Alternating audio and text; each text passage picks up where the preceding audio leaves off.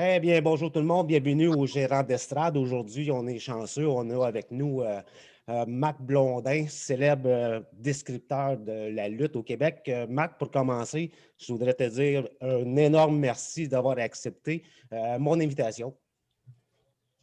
Un plaisir, un plaisir.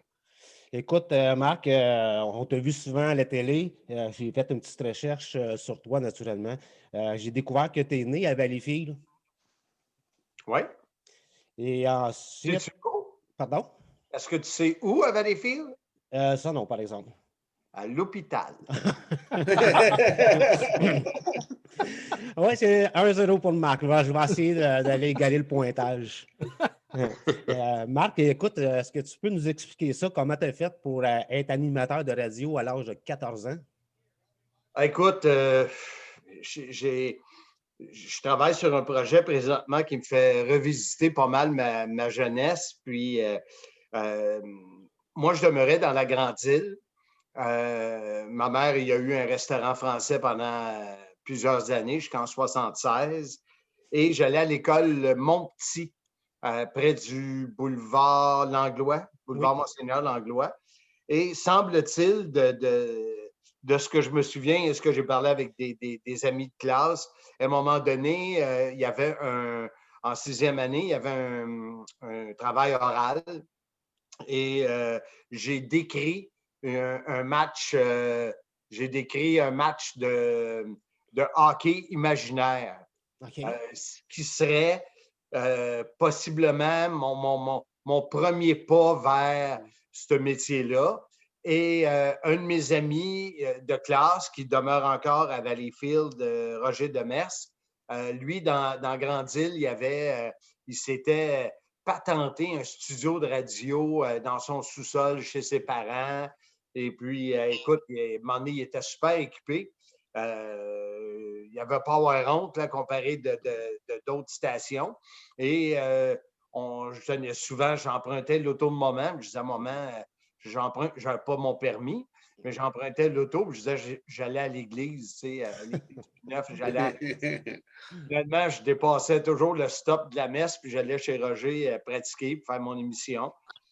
Et puis à 14 ans, alors que j'étais euh, possiblement secondaire 2, je pense, autour de ça, j'ai eu une première émission à CFLV qui avait rapport avec les jeunes et tout ça.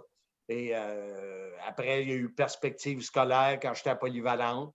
Et après, ça n'a pas arrêté. C'est quand même un super de beau cheminement. Puis, t'as eu ça jeune en dedans de toi. T'avais-tu déjà un feeling que tu avais le sens des communications? Écoute, tu sais, comme je te dis, il y a le fameux projet sur lequel je travaille Oui. qui fait que je regarde beaucoup mes albums de photos.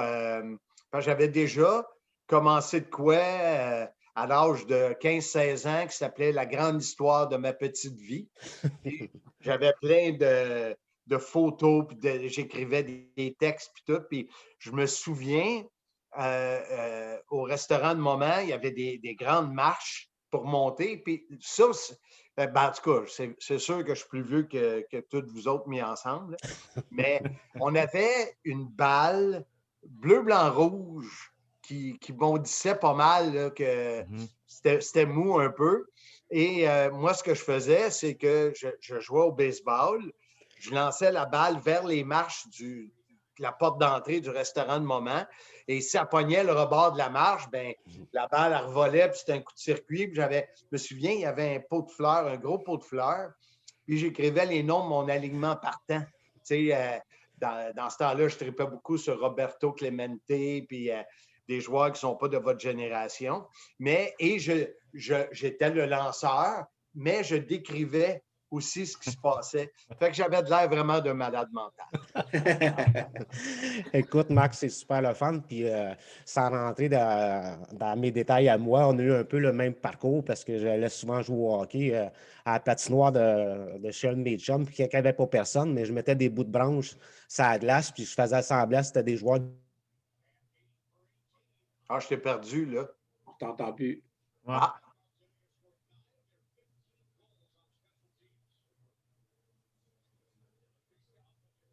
Es-tu revenu? Ben, c'est écrit que c'est en train de loader.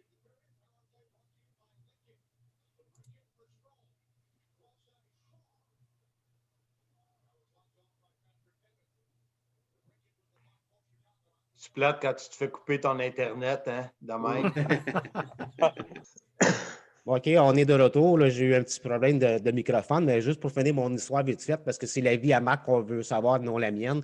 J'étais rendu que je disais que je mettais des bouts de branche sur la patinoire, puis je faisais semblant que c'était des joueurs du Canadien. Puis quand je marquais un but, mais des fois, je me jetais dans le banc de neige. Disons que j'avais beaucoup d'imagination, moi, avec. Ouais, on compatise. Écoute, Marc, j'aimerais ça que tu nous contes là, comment tu as commencé à être dans le sport assez cassé. Écoute, la première place que j'ai commencé, c'est pas CKC, c'est CKLM. C'était Oui. ma première. J'ai toujours été plus attiré vers le sport. J'aimais beaucoup, beaucoup le sport. D'ailleurs, à Valleyfield, je décrivais les matchs encore avant CKLM, je décrivais les matchs du National, qui était une équipe junior qu'on avait à Valleyfield. D'ailleurs, pas plus tard que là, 3 ans, l'équipe de hockey de Valleyfield a rendu hommage à 3, comment est-ce qu'ils ont appelé ça? 3 précurseurs, 3 personnes qui avaient aidé à développer le hockey. Il y avait Bernard Royal, que moi j'ai toujours appelé affectueusement Bernard Boum Boum dit le marteau Royal. Il y avait Mario Faubert et il y avait moi. Alors, ça a été vraiment une belle soirée avec mon fils, des amis et ma conjointe. Mais c'est ça, ça a commencé comme ça. Écoute, j'étais chroniqueur sportif à CFLV, qui était la station, je ne sais pas si ça existe encore, là, la station radio à Valleyfield.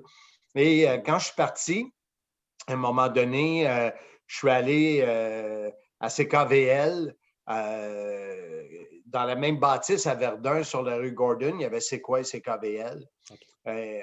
Aujourd'hui, Pierre, tu essaierais de faire la même chose, puis ça serait impossible parce que tu ne peux plus rentrer ou sortir d'une station comme on pouvait dans le temps.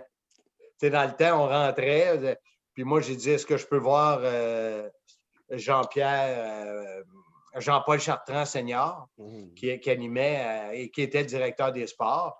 Puis je suis monté les marches, puis je suis allé le voir. Essaie de faire ça aujourd'hui. Tu vas te faire escorter par la sécurité dehors.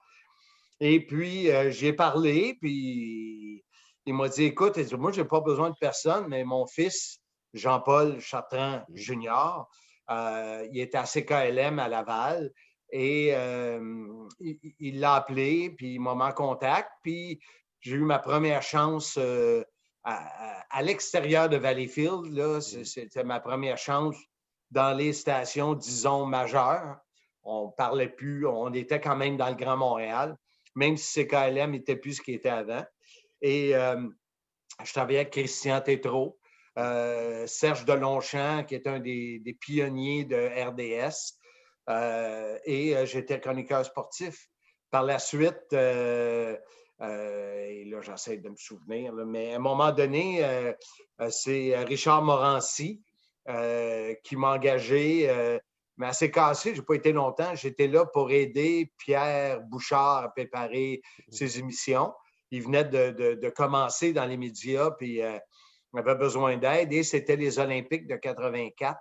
Alors, il y avait besoin d'une personne de plus. Fait que j'ai peut-être été là 2-3 mois. Je suis là-dedans là, pour essayer de trouver combien de temps j'étais là. Mais, tu sais, toute notre vie, on ne prend pas de notes de tout ce qu'on fait, puis, tu sais, documenter. Là, fait que là, c'est pour ça que je cherche beaucoup de détails. Mais c'est un peu comme ça que c'est arrivé. Et à un moment donné, j'ai réalisé, Pierre, parce que je sais que c'était ta prochaine question. J'ai hâte de savoir c'est quoi. Chaque station de radio, il y avait 2 à 3 gars de sport pour 15 animateurs génériques. Donc, les DJ. Fait que j'ai dit, OK, c'est pas évident de percer dans le sport. Puis imagine-toi, c'était pas évident. Puis ça, c'est avant qui commencent à engager, ben, je t'ai parlé de Pierre Bouchard, qui était peut-être un des premiers.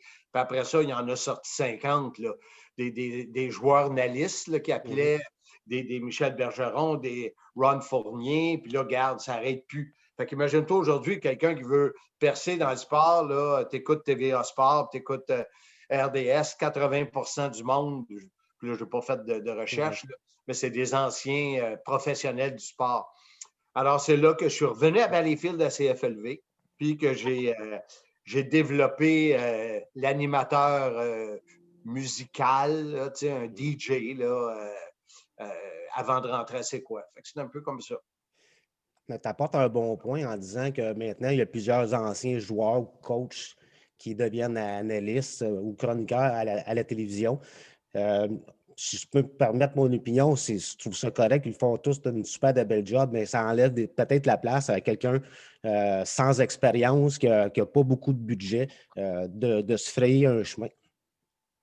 Oui, excepté qu'ils ont joué la game. Fait que, exemple, je viens de commencer une nouvelle expérience à la lutte et j'avais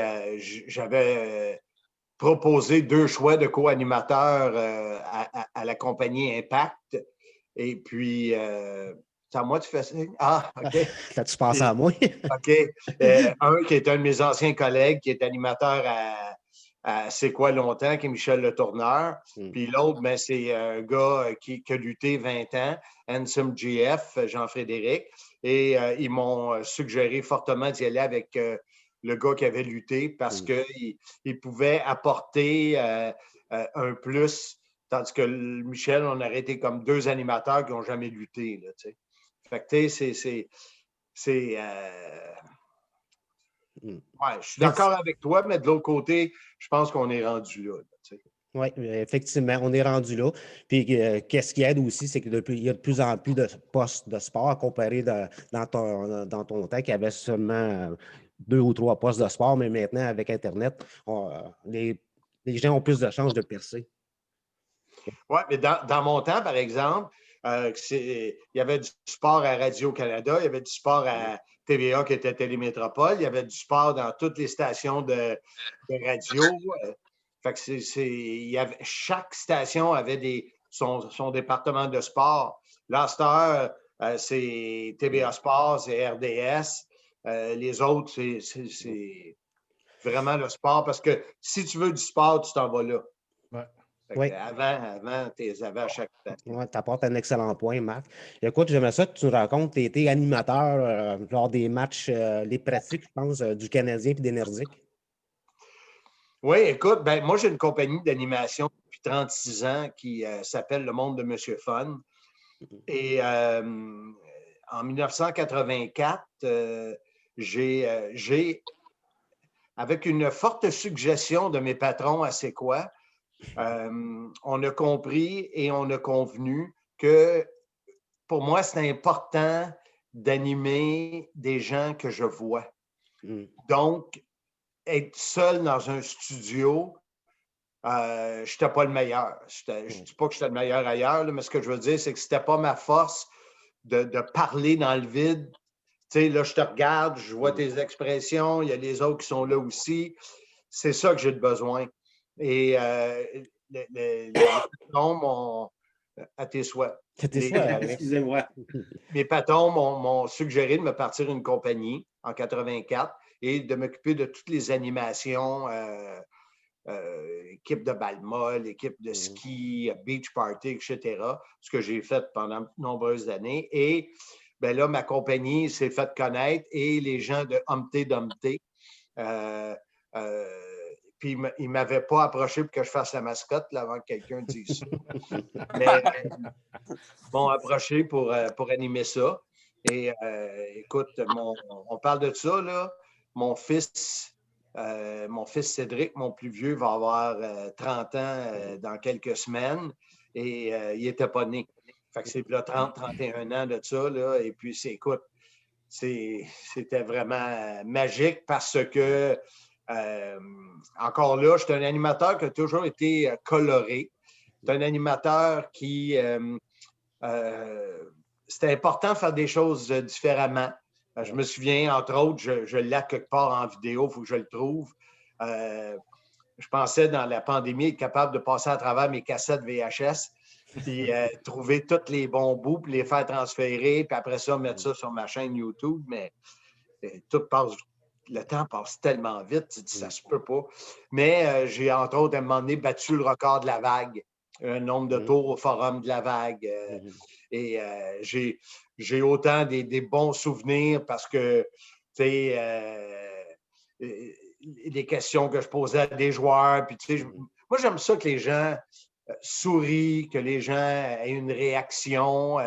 Puis, je l'ai fait. D'ailleurs, je me souviens d'un moment donné, une anecdote que je peux vous conter. Il y avait une équipe Pee-Wee qui venait sur la glace pendant la pratique du Canadien. Et là-dedans, il y avait un gars, je pense qu'il avait 12 ans, mesurait 6 pieds. Il venait du Grand Nord. Puis, fait que moi, pour ajouter de l'humour là-dedans, parce que les jeunes, il s'est lancé en échappée face à Patrick Roy. Fait que moi, je suis en patin, mon micro sans fil, je m'envoie Patrick Roy. Puis je dis, Patrick, tu as vu le jeune, 6 pieds, écoute, t'es-tu nerveux de l'affronter, tu sais? Moi, je dis ça, c'est de l'humour, là. Puis Patrick n'a jamais dit un mot. Il m'a regardé en voulant dire, je que t'étais épais. Fait que là, moi, j'ai pris le micro, puis là, je vois dans ses yeux qu'il me trouve vraiment pas drôle. Fait que j'ai embarqué sur d'autres choses, mais regarde. Moi, je me suis trouvé drôle, puis c'était pour mettre le petit go-over, puis, mais tu sais, Patrick n'avait pas le goût d'embarquer là-dedans. Fait que, tu sais, des fois, t'en fais qui pognent, d'autres fois, ça pogne pas, mais moi, c'était de créer une réaction, puis, j'ai déjà, je t'en nomme une autre anecdote qui est quand même drôle. J'animais aux Alouettes et sur le terrain, c'est moi qui faisais toutes les animations de terrain pendant les pauses commerciales et tout ça. Puis à un moment donné, il y a un jeu où il faut que tu lances des ballons, puis c'était des genres de cartes de golf qui bougeaient avec une cible. Fait que c'était pas évident. Puis c'est moi qui choisissais le monde. Fait que je choisis mon beau-frère, qui est dans les estrades. Fait que, puis là, il est redevenu mon beau-frère. Ben, j'ai marié sa sœur l'année passée. Et puis, lui, il était policier, il est retraité aujourd'hui. Fait que le monde, ils ne savent pas que je le connais. T'sais? Fait que là, je pose des questions. Quel est ton nom? Il me regarde en voulant dire François. Je dis OK, qu'est-ce que tu fais dans la vie? Ben, il dit je suis policier à la Sûreté du Québec. Je dis pourtant, tu avais de l'air tellement sympathique. écoute le stade McGill, là, il a entendu ça, là. Oh, tu sais, la réaction du monde en voulant dire il est donc bien baveux. Mais il y a eu une réaction. Lui, il m'a regardé, là, il voulait me frapper. C'est ça, Marc Blondin. Tu sais, c'est créer de quoi, puis pas méchamment, mais drôle, faire rire le monde, faire réagir. Ben, je vais te dire que tu as réussi à 100% parce que tu es reconnu aussi pour avoir un bon sens de l'humour. Puis lorsque tu fais tes émissions à la télévision, il y a tout le temps une petite pointe d'humour. Puis je trouve ça bien important. C'est sûr, l'humour, c'est important. Ouais. Écoute, tantôt, tu me parlais du match des Alouettes. Tu as aussi été l'animateur lors du match de la Calgary. Puis il y avait, je pense, 50 000 personnes. Oui. Puis une que je me souviens beaucoup à cause de photos, c'est 2001. Puis j'ai encore mon chandail qui est tellement beau. Il est resté super beau, ce chandail-là. Puis on avait animé le tailgate au Stade olympique.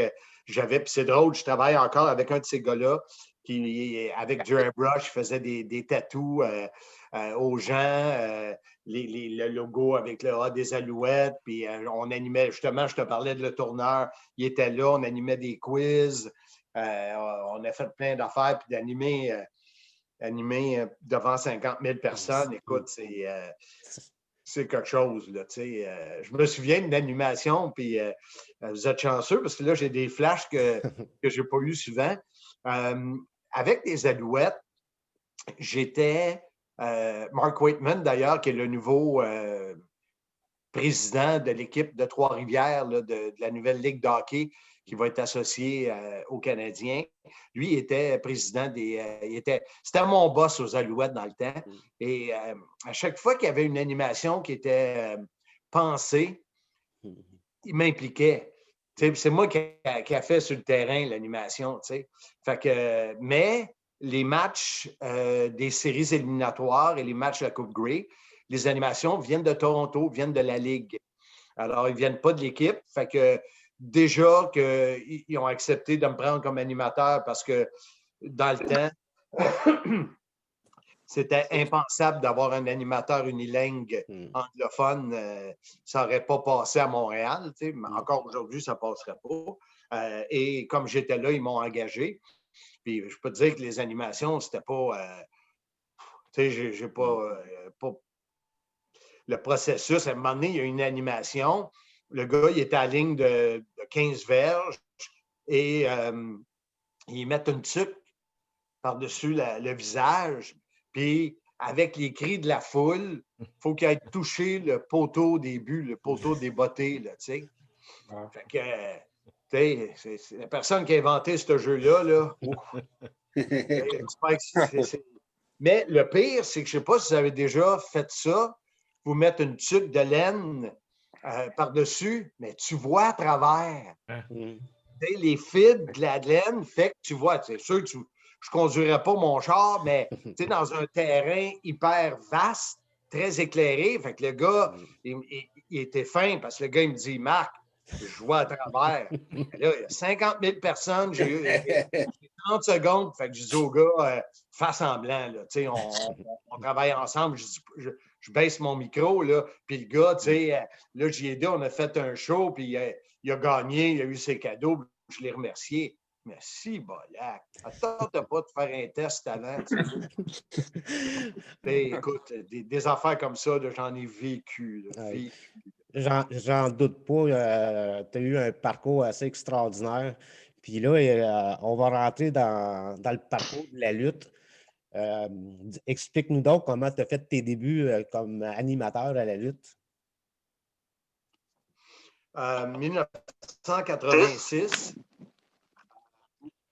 1986, je suis directeur des promotions de CKVL et C'est quoi FM. Et à cette époque-là, il y en a encore aujourd'hui, mais c'est moins, on voit ça moins souvent, des contrats échanges. Exemple, mes animateurs à C'est quoi vont parler du gala de lutte. Puis en retour, la compagnie va me donner 50 paires de billets, dont 10 billets VIP. Puis on fait tirer en ondes. La 4e personne qui m'appelle, je donne une paire de billets pour venir au forum. Alors, c'est ce qu'on appelait un contrat échange. On donnait du temps d'antenne en retour d'une valeur en marchandises. Donc, moi, en tant que directeur des promotions, parce que j'avais parti ma compagnie, mais j'étais aussi directeur des promotions. Fait que je suis allé, j'aimais la lutte. Plus jeune, je n'étais pas hyper fan, mais j'aimais la lutte. Et là, je suis là au forum, puis je regarde les personnages. Puis dans ces années-là, ce n'était que des personnages. C'est incroyable. Tout le monde avait une image, une bebelle. Je pense au Junkyard Dog, qui avait sa chaîne dans le cou. Écoute, il y en avait, là, tous les lutteurs étaient des personnages.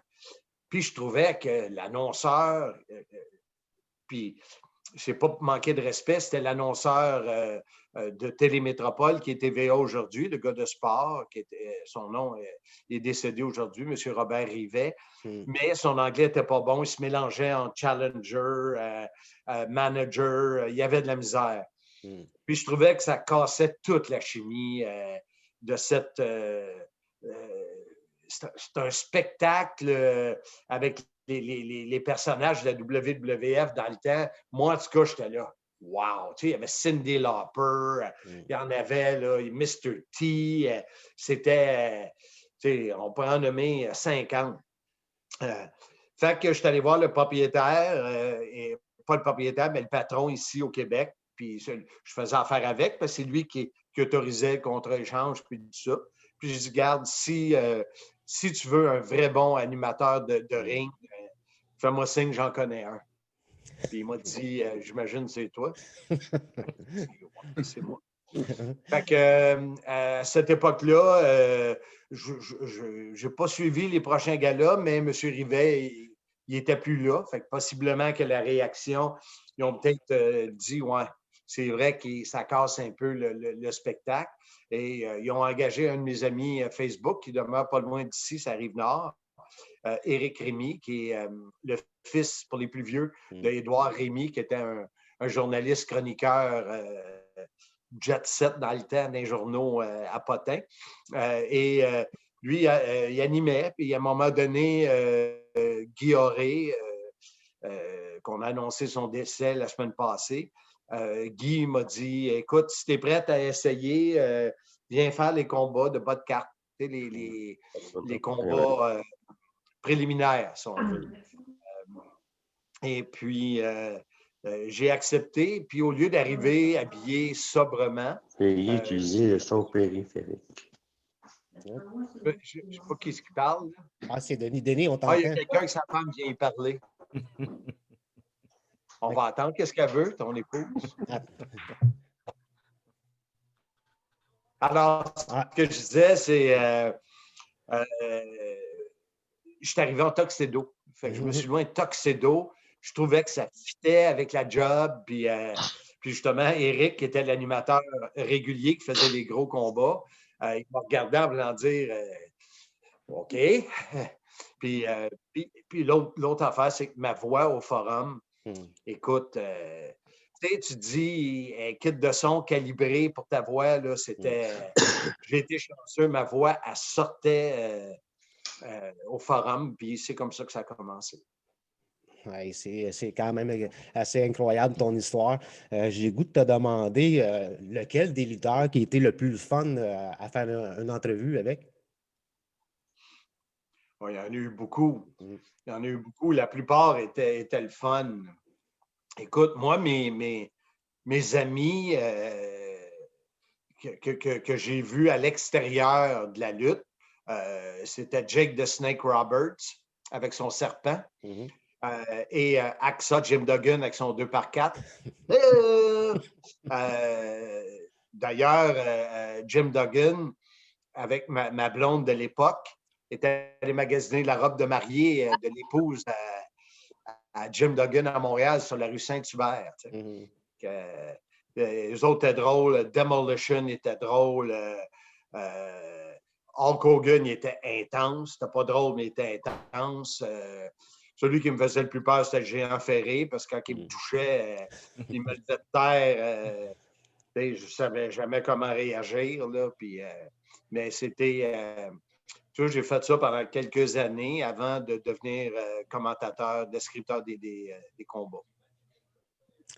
Oui, j'en doute pas que rencontre. Ben, j'ai vu un de tes vidéos que Jean Ferré était derrière toi. Une chance qu'il n'était pas en avant de toi. Ouais, on ne m'aurait pas vu. Écoute, là, je t'ai demandé la question, lequel des lutteurs était le plus fun à faire une entrevue. L'autre côté de la médaille, il y avait sûrement des lutteurs qui étaient moins agréables. J'aurais aimé ça faire une entrevue avec, mais qui était tellement désagréable parce qu'il niaisait pendant plusieurs années. Puis ça, je te parle beaucoup plus tard, c'était Ric Flair. Ric Flair qui semblait avoir un dédain pour le français. J'allais le voir, puis je disais, Rick, on est prêt à faire une entrevue. Puis je le quitte et disais, j'arrive dans 5 minutes. Je pense qu'il m'a dit ça pendant 6 mois. Il me niaisait, zéro intérêt. Les gens il y a une partie des États-Unis là, où on appelle les rednecks, là, tout ce qui était francophone. Fait que lui, je ne l'ai jamais eu en entrevue, en tout cas de mémoire, mais je trouvais qu'il était déplaisant. Mais la plupart étaient fins. Oui, c'est sûr que dans un lot de quantité énorme de lutteurs, tu t'en pognes sûrement de temps en temps 1, 2 ou 3 qui sont désagréables. En faisant mes recherches sur toi cette semaine, j'ai entendu une super de belle histoire. Ta rencontre avec M. Jim McMahon. Est-ce que tu veux partager ça avec ceux qui sont à l'écoute aujourd'hui? Avec Vince McMahon, ben, à l'époque, justement, moi, on revient autour des années, mettons, 1987-88. Je fais les entrevues. À chaque 3 semaines, on va aux États-Unis. Je fais les entrevues, je ramène les cassettes ici. Et à un moment donné, je dis, Colin, me semble que j'en ferais plus. Me semble que je ferais la promotion des galas. Me semble que je m'occuperais du merchandising pour vendre les bebelles, les t-shirts, tout ça. Me semble que je mérite plus de salaire. Dans ce temps-là, j'avais une super haute estime de moi-même. Fait que je demande à Pat Patterson, qui était mon contact avec qui je travaillais beaucoup. Puis je dis, Pat, j'aimerais ça rencontrer Vince McMahon. J'ai des affaires à jaser avec. C'est Pat. Ben, tout le monde veut rencontrer Vince. Arrête. Là. Puis à un moment donné, j'avais mes bureaux, là, probablement 1988. J'avais mes bureaux dans le vieux Montréal. Puis on reçoit un coup de téléphone du bureau de Vince qui était à Stanford, au Connecticut. Et dans ce temps-là, j'avais bureau avec secrétaire puis tout ça. Aujourd'hui, on a moins de secrétaires. Là. Et puis, il avait dit que Vince était prêt à me rencontrer, qui était quand même très spécial. Et j'ai pris l'avion, je suis monté à New York, une limousine m'attendait pour m'amener au bureau de la WWF. Et là, j'ai attendu. Et attendu. Et attendu. Pour me faire dire que Vince ne pouvait pas me rencontrer au bureau, mais qu'il m'attendait chez lui. Alors, un chauffeur m'a emmené chez lui et Pat Patterson est allongé sur un sofa, puis il me regardait en voulant dire, toi, là, tu prends tout le tour de la tête. Puis j'ai dit à Vince, qu'est-ce que je voulais? Je voulais m'occuper de la vente au Québec de tout ce qui était marchandises avec un pourcentage tel. Je voulais maintenant être payé tant au lieu du salaire que j'avais. Je voulais m'occuper de la promotion avec telle idée. Écoute, il m'a laissé parler. Puis quand j'ai eu terminé, il m'a dit appelle Linda pour régler les détails lundi. Linda était son épouse et l'avocate de la compagnie. Fait que, écoute, je suis parti de là, puis je pense que je ne touche pas à terre. Un, d'avoir été invité chez lui. Deux, d'avoir amené des idées qui ont été acceptées toute la gang. Fait que, entendez-vous beaucoup de bruit? C'est mon fils qui se fait manger en haut. Non, ça va. Okay. Écoute, Marc, ça aurait dû être une rencontre extrêmement spéciale. C'est Vince McMahon, c'est quand même une personnalité très importante dans le monde de la lutte. J'ai juste une question à demander avant de passer à nos amis en haut. Moi, ce que je trouve fascinant de la lutte, surtout d'aujourd'hui, c'est que le peu d'accidents ou même de blessés ou même de morts, vu que la lutte est rendue tellement à un haut niveau, c'est quand même incroyable. Mais je ne suis pas d'accord avec toi là-dessus, Pierre, parce qu'il y a beaucoup de blessures. C'est sûr que on a eu beaucoup de personnages qui sont morts, mais la plupart, on le sait, c'est à cause de justement les painkillers. Là, je cherche le mot en français. Les painkillers. Ben, c'est correct, Marc, on sait. Les antidouleurs. Les antidouleurs, c'est ça. Les gars qui viennent addicts à ça, puis qui sont plus capables de s'en sortir, puis le cœur saute. Mais écoute, les blessures, là, il y en a. J'écoutais hier justement au 98.5 avec Kevin Steen qui était en entrevue à la Poche Bleue. Puis il parlait de ça, comment une fois, il avait des ligaments déchirés dans le genou, puis il a lutté comme ça pendant 20 minutes. Les gars se font mal. Ils se font mal. Mais les carrières sont moins longues qu'ils étaient. Ils prennent beaucoup plus de chances avec tout ce qu'ils font dans un ring. Mais c'est sûr que des morts dans le ring, j'en ai vu un, là, peut-être 6 mois, j'ai vu une vidéo qui a tourné. C'était au Mexique. Le gars, il a reçu un chop ici, là, puis ça a fait arrêter son cœur, puis il est mort dans le ring, un lutteur mexicain masqué. Puis écoute, tu vois ça, là, puis le sang te glace, mais c'est des athlètes, même si on dit c'est arrangé, tout ça, là, Écoute, ouf, ouais. Non, ça faut être vraiment très athlète pour faire ce métier-là. On est rendu à la partie de l'émission qu'on va laisser la chance à mes invités de demander une question à Marc. Je vais commencer avec Steve, parce que je connais Steve, ça fait un bon bout de temps, puis c'est un connaisseur de lutte lorsqu'on parle sur Facebook, sur les gérants d'estrade. Steve, il est un des plus actifs avec ses commentaires. Vas-y donc, Steve. Ah, ben moi, c'est sûr que j'ai suivi la lutte depuis les étoiles de la lutte, là, que c'était au Centre Paul Sauvé. Là, c'est quand ça a commencé là. Puis les meilleurs moments, c'est quand tu étais avec Richard le magnifique Charland. Ça, là, je voulais savoir, dans les co-animateurs de lutte, c'est-tu été celui qui a eu le plus de fun? Parce que vraiment, là, c'était quasiment plus le fun. Regardez Marc puis le magnifique que la lutte quasiment. D'ailleurs, ceux qui, tu l'as sans doute vu, Steve, la vidéo, là, qui, après un an, quand on a travaillé ensemble à RDS au début des années 90, on a fait un montage de la meilleure année, puis elle est disponible sur ma chaîne YouTube, vous allez la voir. J'ai la fiche de Flying Brian ici, puis il me l'écrase dans la face. Tu veux-tu voir de proche, la fiche? Ouais, Écoute, ouais. le magnifique, ça a été un personnage, quelqu'un avec qui j'ai eu beaucoup, beaucoup de plaisir. Puis c'est dommage parce qu'on n'est pas demeuré amis ou proches. Ce que je pense, c'est quand ça s'est terminé avec la WCW, ma prochaine aventure était pour l'Europe. Et j'ai été obligé, c'est là que je n'ai pas été obligé de prendre le tourneur, mais j'ai été obligé de prendre quelqu'un qui avait un meilleur français. Okay. Parce qu'aujourd'hui, je peux animer un événement en Europe, puis ils vont me comprendre très bien, mais son truc de 20 ans, il n'était pas habitué à notre français qui est plus américanisé, et Richard n'aurait pas passé. Et je pense que ça l'a un petit peu blessé. Mais oui, écoute, lui et PCO sont deux des animateurs avec qui j'ai eu le plus de plaisir.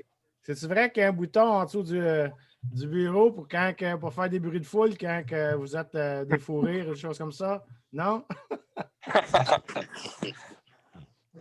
Parce que je sais que j'ai parlé un peu avec le Destroyer, Michel Roy, puis il en poussait à des capables. Ouais, Michel. Mais TV, non, parce que quand on fait ça dans les studios, écoute, des fous rires, on en a eu, puis on peut arrêter, puis on recommence, tu sais. C'est pas live. Ouais, c'est vrai. Tu sais, celui que j'ai fait la semaine passée, 3 heures live, c'était mon premier après 6 ans d'absence à la description. Donc, je suis très fier en passant, parce que je me suis fait dire que ça n'avait pas l'air d'un gars rouillé. Là, tu ne peux pas rien faire. Je veux juste dire à mon épouse que je suis en Zoom pour un podcast. Peux-tu te rappeler? Bye. J'ai l'impression que je vais être seul à me faire mon super. Mais, non, ce que je disais, où est-ce que. Ah oui, le 3 heures que j'ai fait, quand c'est 3 heures live, oublie ça, là, de recommencer. Là. Fait que si tu pars à rire, il faut que tu te mordes des lèvres en tabarouette parce que. Puis souvent, quand tu pars à rire, l'autre rit plus et là, ça finit plus. T'sais, on dirait que tu le regardes puis tu pars à rire. Fait que heureusement, la plupart des émissions que j'ai faites étaient préenregistrées. OK. Merci, Steve, pour ta question. C'était super bon. Marc, ça fait une couple de fois que tu dis ta chaîne YouTube. Est-ce que la chaîne YouTube est à ton nom ou tu lui as donné un autre nom? Marc Blondin. Marc Blondin. Oui, puis il y a à peu près une 50aine de vidéos de mes entrevues des années 80. Et là, aussitôt que je vais avoir plus de temps, puis, on dit ça, puis ça fait 1 an que ma compagnie d'animation est arrêtée. Puis on dirait que je suis pas capable de trouver le temps. Mais je veux rajouter des émissions que j'animais à la française en Europe. Je veux ajouter j'ai plein d'affaires qu'il faut que j'ajoute. Mais en attendant, sur cette chaîne YouTube-là qui s'appelle Marc Blondin, tu as l'affaire de Richard le Magnifique, tu as as des entrevues avec les lutteurs, là, la plupart des lutteurs connus de ces années-là. Ah oui, c'est sûr qu'on va aller jeter un coup d'œil tantôt, puis j'invite tout le monde qui nous écoute aujourd'hui à aller visiter la page Facebook à Marc. On va passer une question à Denis. C'est grâce à Denis que Marc Blondin a accepté mon offre. Denis, est-ce que tu as une question pour Marc? Oui. Dans tous les lutteurs anciens que tu as côtoyés, as-tu resté ami avec une couple de gars ou non? Ben, écoute, rester ami, non. Mais quand j'ai fondé la TOW, on faisait venir des vedettes. Et entre autres, quand j'ai demandé à Jim Duggan, puis j'ai parlé, on a fait des entrevues, il se souvenait de moi. Et on a vite, quand il est venu ici, on a passé 2 jours ensemble, puis on est vite redevenu chum, mais on ne s'est pas suivi par la suite. Fait que non, je te dirais pas vraiment rester ami avec aucun de ces lutteurs-là. Merci, Denis, de ta question. On va passer maintenant à Phil. Phil, as-tu une question pour Marc? Ouais, c'est quoi ton anecdote? C'est quoi ta plus belle expérience à la lutte? Ben, en tant que descripteur de la lutte. Écoute, descripteur, c'est sûrement d'avoir fait l'Europe, d'être animateur de la WCW en Europe. J'ai aussi été animateur de la WCW en Europe en anglais. Ce que c'est pas tout le monde qui le sait. J'ai décrit la WCW en anglais. Ça, c'est quelque chose que je suis très fier. Mais un des beaux moments de ma vie, je suis à Seattle, dans l'État de Washington, un gros Saturday Night Main Event qui était des gros événements dans ces années-là. Et il fallait que je fasse l'intro du show live devant le public. Puis, il y avait Vince McMahon qui était à côté de moi qui faisait son intro. Fait que c'est sûr qu'il parle à la foule, puis il fait crier, puis là, il passe son intro. Mais moi, le monde, ils ne me connaissent pas, là, puis je parle en français. T'sais. Fait que là, je me souviens, il y avait Jesse de Body Ventura qui était à côté de lui avec tous ses boas. Puis là, je disais à Vince, comment je fais ça? Et ils ne connaissent pas, puis ils ne comprennent pas le français. T'sais. Fait que Vince prend le micro, puis là, il me dit, listen everyone, this is Mark, he's our French guy all over the world. And when he speaks, he's going to do the intro and just yell like you crazy, like you can understand whatever he says. Il me donne le micro et il me dit « Go ». Là, ça criait. Mais quand tu dis Vince McMahon et fait ta cheerleader, là, c'était pas le temps de m'en faire gêner dans ma langue. Non. Merci, Phil, pour ta question. C'était vraiment intéressant aussi. Il nous reste 2 invités, Marc, à te demander une question. On va y aller avec Éric. Es-tu là, Éric? Oui, je suis là. OK, parfait. Mais moi, je suis fasciné par le fait que vous avez commencé professionnel à 14 ans. Oui, vous deviez avoir un don, avez-vous des influences? C'était qui vos mentors? C'est ceux qui vous encourageaient là-dedans? Puis quel conseil vous auriez à nous donner? Quelqu'un qui veut commencer ou les jeunes qui veulent commencer, c'est quoi le meilleur conseil pour eux? Ta question, Éric, est en 2 volets. Non, je n'avais pas de mentor. Puis moi, j'avais perdu mon père très jeune, à 6 ans. J'avais pas... non, écoute... je pense que c'était inné dans moi. C'est la seule affaire que je peux penser. J'étais attiré. Moi, mettons qu'on avait à l'école, il y avait un oral à faire, que ce soit en anglais ou en français, en histoire, n'importe quoi. Je me levais, j'étais content. Je savais que j'étais capable d'intéresser les gens. Je savais que j'avais un don. Pas un don, là, mais mettons certaines qualités plus précises. Pour ta deuxième portion de questions, je parlais avec Pierre la semaine passée, puis Pierre, il commence plus tard. Aujourd'hui, tu peux être créatif avec tout ce qu'on a comme réseaux sociaux. Tu peux pratiquer, tu peux développer ton image, ta façon de le faire. Et je peux juste, garde mon fils Cédric, là, il est en route de Rivière-du-Loup. Hier, il décrivait les matchs de l'Armada de Blainville sur le compte de la Ligue de hockey junior majeur. Il a 30 ans, il bûche. Il en fait plein. Souvent, c'est gratos. Il va voir les courses aux États-Unis, mais avant la pandémie, là, il fait des entrevues avec les pilotes, puis tout ça. Puis, il revient, ça lui a coûté 500-600$. Il n'a pas fait d'argent. Il met ça sur son site.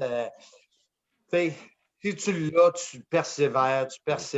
Puis, à un moment donné, si Cédric, ça développe, tant mieux. Sinon, il va toujours continuer à en faire, puis d'avoir un métier qui va lui permettre de se payer ces trips-là. Persévérance, puis d'en faire. Merci. Merci. Merci, Éric, pour la question. C'était super intéressant. Puis, Marc, avant de passer au dernier invité, tu le dis souvent, ce mot-là, la persévérance. Avant que tu le dises, je m'en allais justement te le dire. Ce que je retiens de notre conversation depuis le début, c'est que tu as été persévérant. Je ne suis pas certain, Pierre, que j'ai été persévérant. J'ai été chanceux aussi d'avoir... c'est drôle parce que j'ai mis une vidéo sur ma page Facebook cette semaine. Le premier chiffre des frères Hanson dans le film Slapshot. Puis, j'ai marqué, tu n'as jamais une deuxième chance de faire une bonne première impression. Puis, c'était ma phrase en mettant ça. Puis, dans le fond, il y a des opportunités qui se sont présentées. Il y en a eu beaucoup qui se sont présentées dans ma vie professionnelle. Prendre la balle au bon et de donner, de pas trébucher trop souvent, puis de prendre la balle au bon, puis de donner le meilleur que tu veux, puis tout ça. Mais la persévérance, pour moi, vient plus tard parce que, tu vois, je suis le deuxième au Québec. Moi, j'ai 17 ans de carrière dans le monde de la lutte, commentateur et tout ça. Guy Auré est troisième avec 14 ans. Et le regretté Édouard Carpentier, le premier avec 22 ans.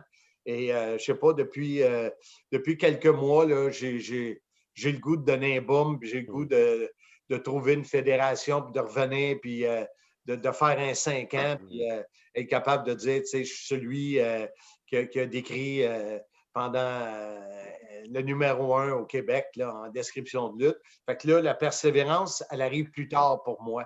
Mais il y a eu beaucoup d'opportunités et de chances. Remarque qu'il fallait que je livre la marchandise, mais ça a été plus des opportunités que de la persévérance. Oui, effectivement, ça prend beaucoup de persévérance, puis aussi des opportunités, puis de la saisir, comme tu dis. On va passer à Gordy. Merci, Gordy, pour ta patience. Es-tu toujours là, Gordy? Oui. Vas-y, ta question. Oui, bonjour, Marc. Moi, tantôt, je t'entends parler de Roberto Clemente de ce temps-là. Ben moi, j'ai commencé à écouter la lutte des années 60 sur le matelas. Je ne sais pas si tu te rappelles de ça.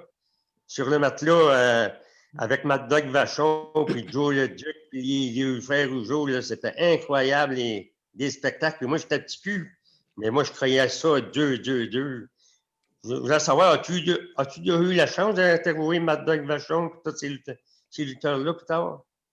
Non, puis tu vois, Gordy, la première affaire, je faisais des signes parce que j'étais aveuglé par ton chandail des Bruins. Puis... Surtout, je me suis dit, pauvre Pierre, s'il faut que je vomisse pendant son émission, ça ne sera pas drôle. Mais non, écoute, non, j'ai jamais rencontré Mad Dog. J'ai rencontré certains vieux de la vieille. Je me souviens d'avoir vu Killer Kowalski. Mais moi, je suis rentré sur le tard. dans le monde de la lutte, 1986, puis je me souviens, puis tu vois, Gordy, c'est sûr que tu te souviens de lui. Moi, mon lutteur préféré, puis c'était pas une vedette, là. Moi, c'était Anne Schmidt.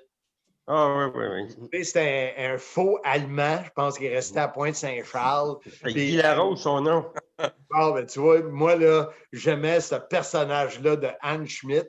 Puis ce que j'aimais dans le temps, puis j'étais jeune moi aussi, c'était, mettons, il y avait les Destroyers. Tu sais, il y en a un qui mangeait une volée pendant 15 minutes. Il y en a en dessous du ring. Puis c'était l'autre qui sortait frais et dispo. Puis même si les gars, il y avait 30 livres de différence, l'arbitre, il ne le voyait pas. Tu sais, moi, moi, ça me divertissait. Puis moi, j'ai toujours été un gars que le divertissement est important. Puis dans ce temps-là, tantôt, Gordy, tu disais, j'y croyais, on y croyait tous. Aujourd'hui, ça a changé, mais je disais récemment, un bon combat de lutte, si ton adversaire ne vend pas les coups, si tu donnes des coups puis que l'autre n'a pas de l'air à avoir mal, ça va être un des pires combats. Personne ne va y croire. Moi, quand j'écoute un combat de lutte, je suis là, je bouge, j'embarque dans le combat parce qu'il est bien joué. C'est comme quand on écoute un film, on le sait que Daniel Craig, là, c'est pas James Bond, là, c'est un acteur. On embarque dedans, tu sais. Fait que un bon scénario de combat, puis celui qui a été mon ami longtemps, un autre qui est parti au mois de décembre, Pat Patterson, c'était un brillant pour monter un combat, puis pour aller chercher, puis il aidait les jeunes, tu sais, parce que là écoute, le gars-là que j'ai décrit la semaine passée, pas de foule, c'est la première fois de ma carrière que je vivais ça. Puis les lutteurs se font dire, ça doit être très difficile de c'est ainsi pour eux, parce qu'ils réagissent à la réaction de la foule. Puis un heel, un méchant qui se fait pas huer, ben, c'est parce qu'il n'est pas bon méchant. Là, c'est aussi vrai. Fait que, c'est de bien jouer son rôle, de bien respecter ton adversaire, de bien travailler avec pour que les gens, même s'ils savent que c'est pas vrai, qu'ils y croient. Une anecdote, Marc, tu parlais de CKVL, un coup, je ne me rappelle plus si c'est Dick Richmond ou Mad Dog Vachon, il avait appelé à l'émission de Frenchy Zero, puis il y avait une femme avec lui. Le monde avocat, il appelait, puis il avait dit à une femme d'aller toucher ses pétates. Moi, on écoutait ça à la radio pour être mort de rire. Je l'ai entendu, Gordy, cette histoire-là, puis aujourd'hui, tu dirais ça, puis... Ouais, non, tu n'auras pas ça. Merci, Gordy, pour tes questions. C'est toujours intéressant de t'entendre. Tu fais partie de nos émissions. Puis on te surnomme, comment que je t'ai surnommé hier? Le doyen. Puis c'est tout le temps le fun de te jaser. Marc, avant de te quitter, puis le temps file vite, c'est le dimanche de football. Il reste seulement 4 équipes. Me permets-tu de savoir tes prédictions pour les 2 matchs?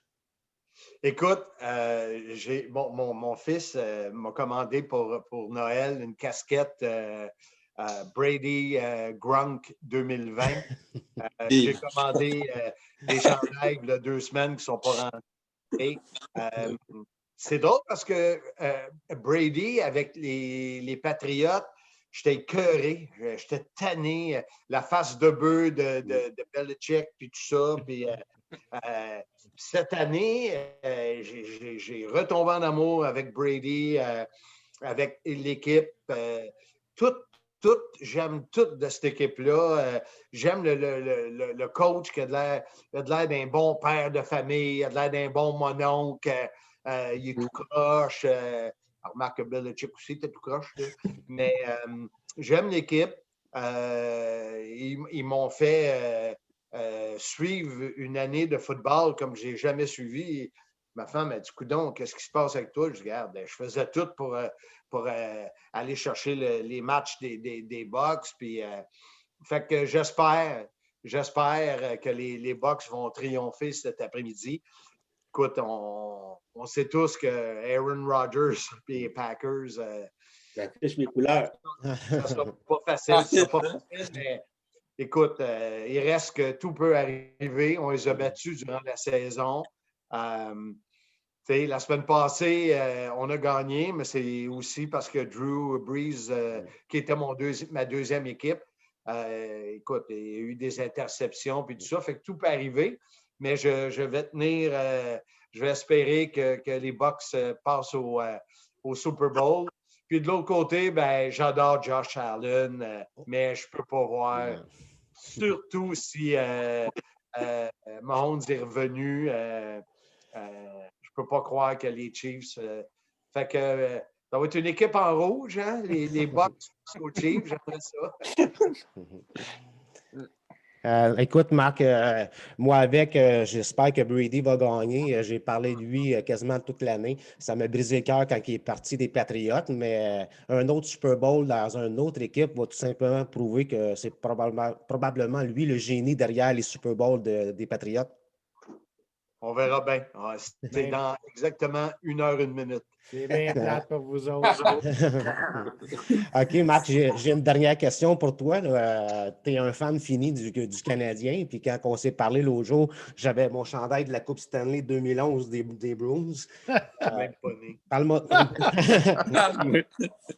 Écoute, Marc, cette année, le Canadien va extrêmement bien. Aucune défaite depuis le début de la saison. La meilleure attaque dans la Ligue nationale, tout va bien. Ce qui est différent cette année, de ce que j'ai remarqué, c'est que la direction du Canadien, contrairement aux années passées, vise pas seulement de faire les séries, mais vise la Coupe Stanley. Oui, puis regarde, moi, mon chandail que j'ai. Chandail de 1910, dans le temps que Gordy est né. Sans rancune, Gordy, c'est une joke. Mais écoute, avant, il parlait de faire les séries parce qu'il y avait une équipe qui peut-être ferait les séries. Écoute, là, c'est ça, je disais à ma blonde hier, ma femme, c'est pas la même affaire. Écoute, moi, là, hier, j'écoutais le match là, sur le sofa ici. Sur le bout de mon siège, une bonne partie de la 3e période. Là.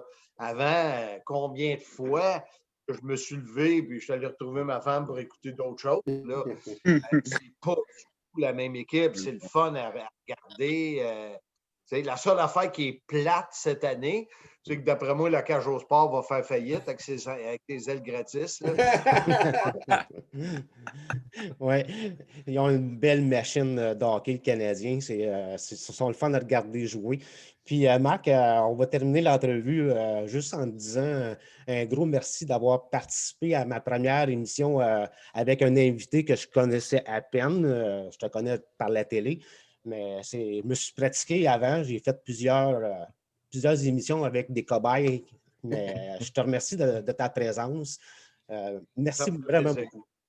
Ça me fait plaisir. Puis, écoutez, ayez du plaisir. Continue. Tu es bien préparé. Tu fais bien ça. Change tes couleurs là, de chandail.